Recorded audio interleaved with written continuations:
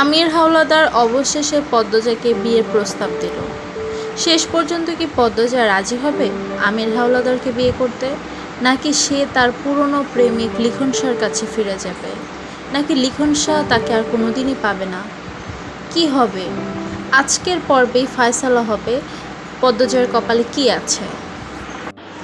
আমির হাওলাদার হচ্ছে সেই ব্যক্তি দুম করে যে এক দেখাতেই পদ্মজাকে পছন্দ করে ফেলে, কিন্তু বৃষ্টিমাখা বিকেলে খালি বাড়িতে ঢোকার কারণে আমির হাওলাদার এবং পদ্মজার নামে কুৎসা রটে যায়।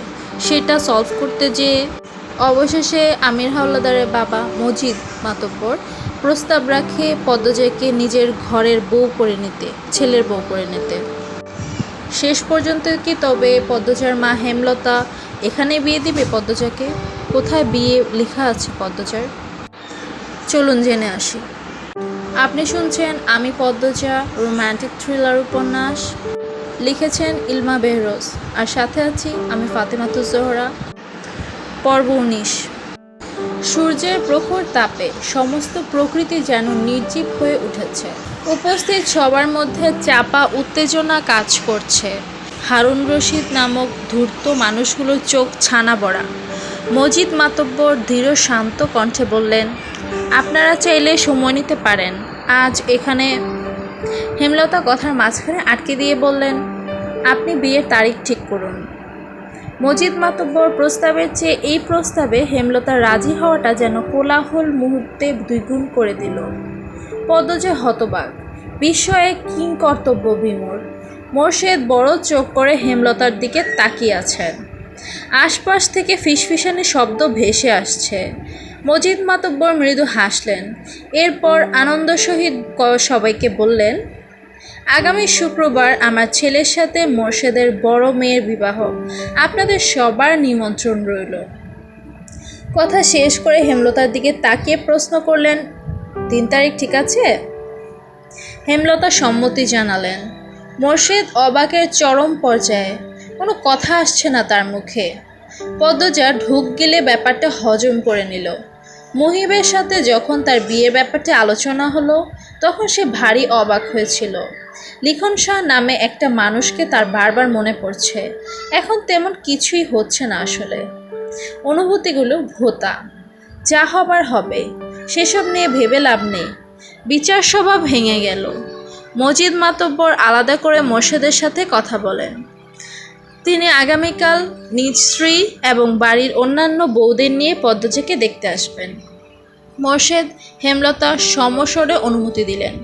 বাড়ি ফেরার পথে অনেকের কটু কথা কানে আসে।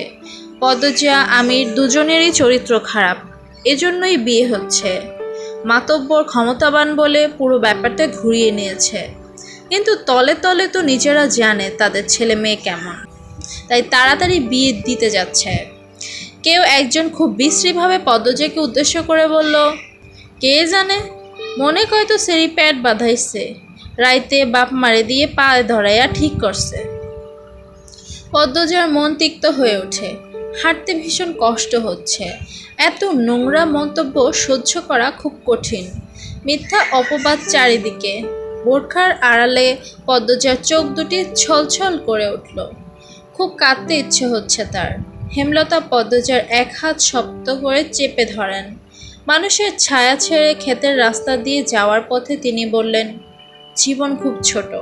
এই ছোট জীবনে ঘটে অনেক ঘটনা। যে ভালো তার সাথে যে শুধু ভালোই হবে তা কিন্তু না, উচিত না। খারাপ ভালো খারাপ মিলিয়ে জীবন। তাই বলে সে খারাপকে পাত্তা দিয়ে সময় নষ্ট করতে হবে না, এটার কোনো অর্থ হয় না। খারাপটাকে পাশে রেখে ভালো মুহূর্তগুলো তৈরি করার চেষ্টা করবে, ভালো মানুষ হওয়ার চেষ্টা করবে। শুধুমাত্র কয়জনের কথায় কি আসে যায়? পুরো গ্রামবাসী জানে তুই কেমন। পুরো অলন্দপুরের যত মানুষ আছে সবাই জানে তুই কেমন। তুই গুণগান করছে সবাই। তারা মনে মনে বিশ্বাস করে তুই নির্দোষ, কিন্তু চুপ ছিল। যারা খারাপের দলে তারা সংখ্যায় কম বলে কোলাহল করে নিজেদের দাপট দেখাতে চেয়েছিল। সবার অগোচরে বোঝাতে চেয়েছিল আমরা অনেকজন, কিন্তু পারেনি। কোলাহল কোনো কিছুর সমাধান না। এখন যারা নিন্দা করলো তারা নিজেদের নিচু মন মানসিকতার পরিচয় দিয়েছে, সেই সাথে আমলনামায় পাপের সংখ্যা বাড়িয়ে দিল। তাদের শাস্তি পৃথিবী এবং আখিরাত দুই জায়গাতেই হবে। একদিন এদের শাস্তি হবেই, এই কথাটা ভেবে খুশি হ। সব ভুলে যা, বাকি জীবন পড়ে রয়েছে, সেসব নিয়ে ভাব। চোখের জল অতি আপন মানুষের জন্য এবং আল্লাহর জন্য ফেলা উচিত, এদের মতো কুমানুষের জন্য না। পদ্মজা হু হু করে কেঁদে উঠল। আচমকা হেমলতাকে মাঝপথে শক্ত করে জড়িয়ে ধরে কান্নামাখা কণ্ঠে বলল, তুমি জাদুকর আম্মা, তুমি জাদু জানো। হেমলতা পদ্মজার পিঠে হাত বুলিয়ে দিলেন। মোর্শেদ পদ্মজাকে কান্না থামাতে বলতে চাইলে হেমলতা ইশারায় চুপ করিয়ে দিলেন। পাশেই বিস্তীর্ণ ক্ষেত, গ্রীষ্মের দুপুরে রূপ স্পষ্টভাবে দেখা যাচ্ছে। মোর্শেদের কপাল বেয়ে ঝরঝর করে ঘাম ঝরছে।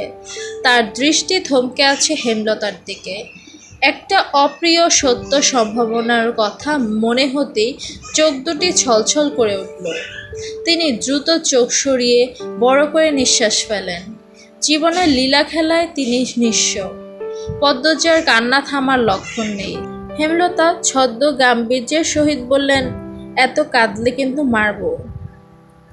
আকাশ জুড়ে তারার মেলা, জানালা গলে চাঁদের আলো পদ্মজার মুখশ্রী ছুঁয়ে দিচ্ছে। সে বারান্দার ঘরে উপর হয়ে শুয়ে আছে, বুকটা কেমন করছে, অনবরত কাঁপছে। হেমলতার উপস্থিতি টের পেয়ে দ্রুত সরে বসল। হেমলতা পদ্মজার দিকে মুহূর্তকালীন তাকিয়ে রইলেন। পদ্মজার নখ খুঁটছে। হেমলতা বললেন, ঘুম আসছে না? পদ্মজা মাথা দুই পাশে নাড়ালো। হেমলতা আর কিছু বললেন না। পদ্মজা পিনপতন নীরবতা কাটিয়ে বলল, মেজো আপার বিয়ের তারিখ পড়েছে। হেমলতা পদ্মজার মুখের দিকে তাকিয়ে আবার চোখ সরিয়ে নিলেন। বিছানার উপর বসে পদ্মজাকে টেনে কোলে শুতে ইশারা করেন। পদ্মজা শুয়ে পড়ল। মায়ের কোলটা এখন তার ভীষণ দরকার। হেমলতা পদ্মজার প্রশ্ন এড়িয়ে অন্য কথা তুললেন।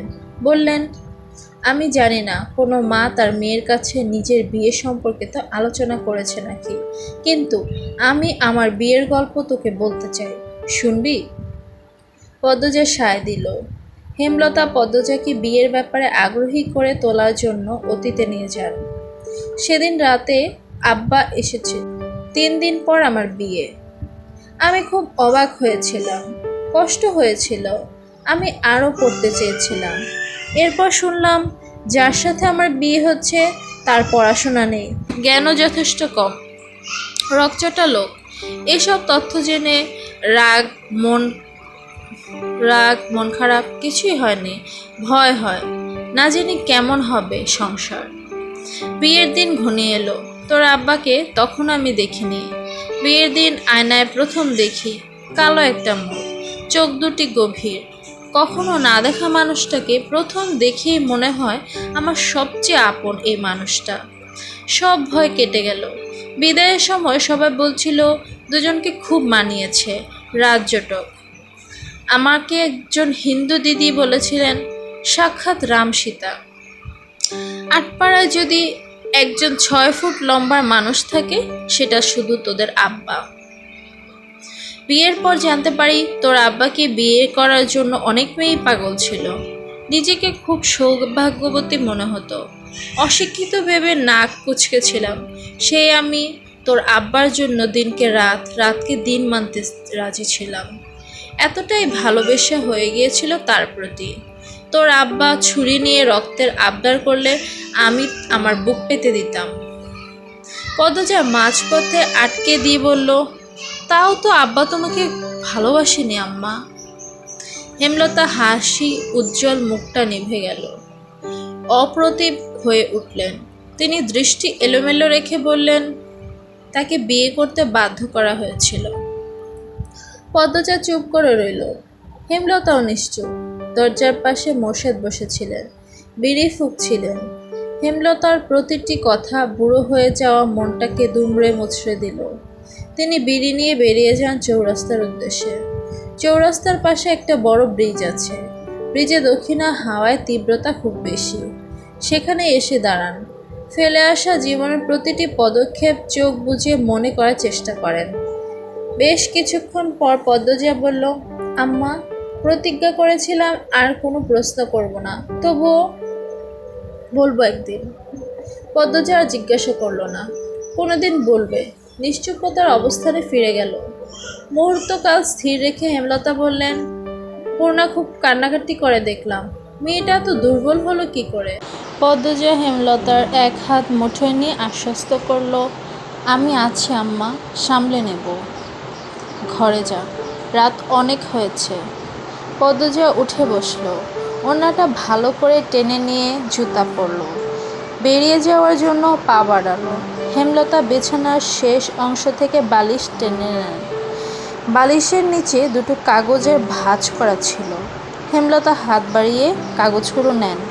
পদ্মজার উদ্দেশ্যে বলেন, পদ্মজা, এগুলো কি? হেমলতা ভাঁজ খুলেন। পদ্মজা ফিরে তাকায়। হেমলতার হাতে লিখনের চিঠি দুটো দেখে সর্বাঙ্গ বৈদ্যুতিক কিছু একটা ছড়িয়ে পড়ে শরীর কাঁপিয়ে দিল। মাটি যেন দুপা টেনে ধরল। হেমলতা প্রথম লাইন পড়ে বেশ অবাক হন। পদ্মজার দিকে একবার চকিতে তাকান। এরপর এক নিঃশ্বাসে দুটি চিঠি পড়ে শেষ করেন। পড়া শেষে থম মেরে বসে রইলেন অনেকক্ষণ। ভয়ে পদ্মজার দু চোখ বেয়ে জল পড়ছে। মাথা নত করে দাঁড়িয়ে রয়েছে। হেমলতা ধীর পায়ে হেঁটে আসেন পদ্মজার দিকে। দুই ভ্রু প্রসারিত করে শান্ত অথচ তীক্ষ্ণ কণ্ঠে বলেন, এসব কবে হয়েছে? আমাকে জানাসনি কেন? পদ্মজা প্যাচ প্যাচ করে কেঁদে বলল, যখন ওনারা শুটিং করতে আসেন। পদ্মজার মনে হচ্ছে এখনই সে অজ্ঞান হয়ে যাবে, কিন্তু কিছুতেই হচ্ছে না। মনে মনে প্রার্থনা করছে যেন অজ্ঞান হয়ে পড়ে যেতে পারে সে, তাহলে এই লজ্জা থেকে বাঁচা যাবে। হেমলতা পদ্মজাকে পরখ করে নেন। পদ্মজা অস্বাভাবিকভাবে কাঁপছে, বারবার নিচের ঠোঁট কামড়ে ধরছে। পদ্মজা হেমলতাকে চুপ করে থাকতে দেখে বলল, তুমি যা বলবা তাই হবে আম্মা, আমার উপর রেগে যেও না। সো আজকে এতটুকুই, আশা করি ভালো লাগলো। আর অনেকগুলো প্রশ্ন একই সাথে আমাদের মনে উঁকি দিচ্ছে। যেই হেমলতা সবসময় ভেবেছে মেয়েকে কোনো সময় এত দ্রুত বিয়ে দিবে না, সেই হেমলতার হঠাৎ করে কী এমন হলো যে কারণে আমির হাওলাদারের সাথে বিয়ে ঠিক করে ফেললো? আর আরেকটা জিনিস, আমির হাওলাদারের স্টোরিটা কি, সে আসলে কোন ব্যাকগ্রাউন্ড থেকে আসছে, এই কিছুই কিন্তু আমরা জানি না। অথচ এইগুলো না জানা সত্ত্বেও পদ্মজার সাথে কিন্তু আমির হাওলাদারের বিয়ে ঠিক করে ফেলেছে হেমলতা। সো ভবিষ্যতে কি কি হতে যাচ্ছে সব কিছু জানতে পারবেন। আর আরেকটা জিনিস, হেমলতা হঠাৎ করে কী এমন হলো, কি কারণে তার চোখ বেয়ে সবসময় জল পড়ে, এগুলোও জানা যাবে সামনের পরবর্তী এপিসোডগুলোতে। ততদিন পর্যন্ত ভালো থাকুন। আর আমার ঠান্ডা লেগেছে, কণ্ঠশুটে হয়তো একটু বুঝতে পারছেন। আশা করি খানিকটা ম্যানেজ করে নেবেন। আল্লাহ হাফেজ।